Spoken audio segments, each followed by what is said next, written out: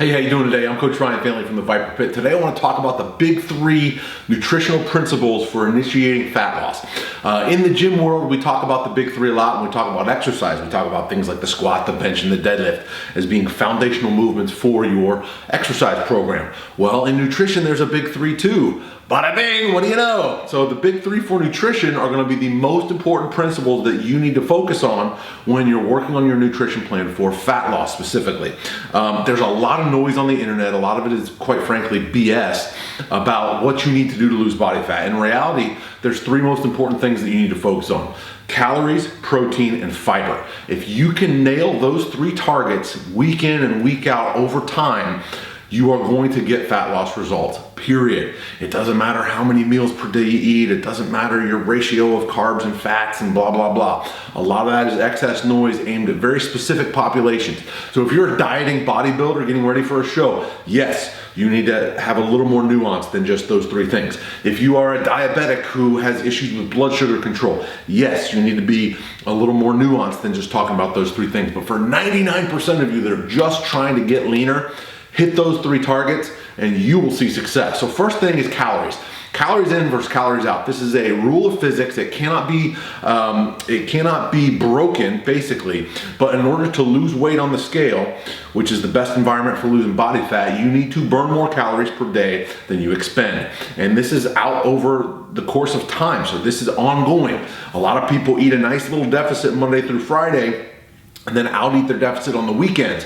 But I eat so healthy. No, you don't. Because those 2 days, Saturday and Sunday, you violated that rule of physics and you overate, and now you can't lose body fat. So this needs to be a consistent ongoing theme here. So a calorie deficit. You have to simply find a calorie number that allows you to burn more calories per day than you are taking in. And it's going to vary wildly by population. I know some people who are super active who can eat their body weight times 15 in calories per day and still lose body fat. Other people need to go down to body weight times 10 in calories to lose body fat. It really just depends on your individuality, and this is where you need to sit down and really do some tweaking and figuring out what you need to do. So what a great starting point for calories would be your body weight times 10 to 12 for fat loss.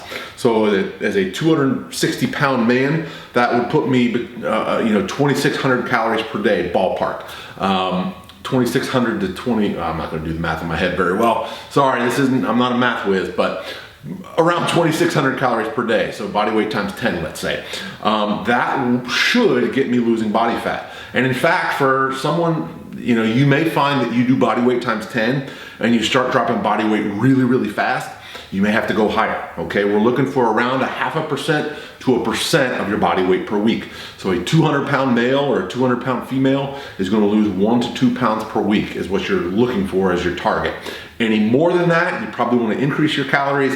Any less than that, you need to take your calories down or take your activity up. That's step one. Step two is your protein. The golden rule for this is 1 gram of protein per pound of body weight per day. 200 pound individual, 200 grams of protein per day. 300 pound individual, 300 grams of protein per day. This is going to provide a basis. First of all, eating protein increases your metabolism. It has a high thermic effect, and you have to burn a lot of calories just to digest it and assimilate it out into the body.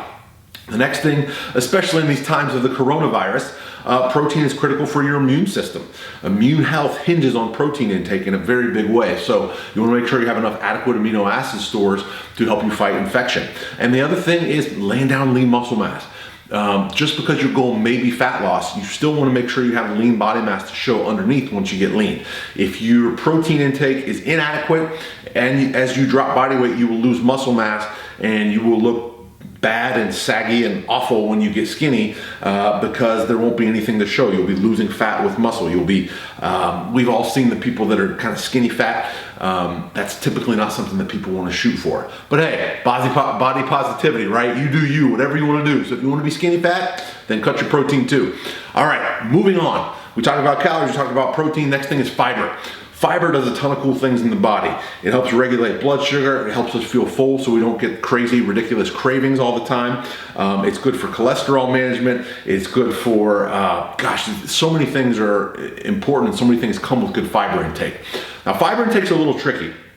because there's a big range of what's acceptable for fiber. 25 to 50-ish grams per day is the ballpark of fiber of what I recommend. Here's the key though, whatever you're doing now, if you work to increase your fiber, do so very slowly. I'm talking about, let's say you find that right now you only eat 20 grams of fiber per day, bump it up by 4 to 5 grams and then stay there for 1 to 2 weeks. And then bump it up by another 4 to 5 grams. If you go too much too fast, you're gonna have some serious GI distress, gas, diarrhea, constipation, any number of different things. Bloating could be another issue. So when you look to push fiber up, push it up slowly.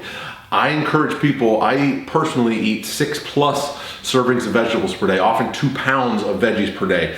My intake from my size and my activity levels when I'm on a diet where I'm looking to cut calories, I'll get upwards of 50 to 60 grams of fiber per day, which is a lot, okay? And I take my time to get up there, but what that does is it makes me feel more full so I don't have crazy cravings when my calories are low. That's a very, very important piece that a lot of people miss when they're dialing in their fat loss. Now, you can't have too much fiber. In all the research I've seen, kind of the hard cutoff is you don't want to go above 70 grams of fiber per day. That's kind of when bad stuff starts to happen. And quite frankly, I've not known anyone to really get up that high on their own anyway.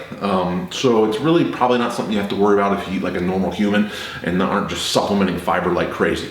That brings me to my next point. Yes, you can use fiber supplements, but you want to make sure the majority of it is coming from things like fruits and vegetables and things like that that occur in nature. That's going to be your best bet because that's going to give you a lot of nutrients with the fiber. All right. So that is it. If you can hit calories, protein, and fiber consistently week in and week out, hit that calorie deficit, make sure you're getting enough protein, hit that fiber, you are going to lose body fat successfully and you don't have to deal with all the BS noise that's out there about how many meals you should eat per day or what percentage of carbs and fats.